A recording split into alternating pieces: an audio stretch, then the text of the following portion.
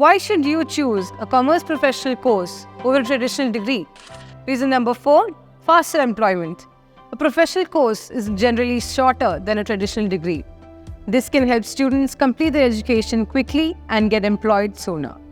Reason number 5, a higher salary. Because professional courses provide specialized training and practical experience, qualifieds generally tend to earn a higher salary compared to a traditional degree holder. Reason number 6, better job prospects.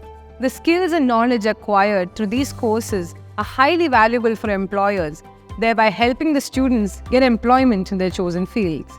Additionally, these professional courses often offer specialized training in areas of high demand such as accounting, taxation, and finance. And finally, reason number 7, industry-relevant curriculum.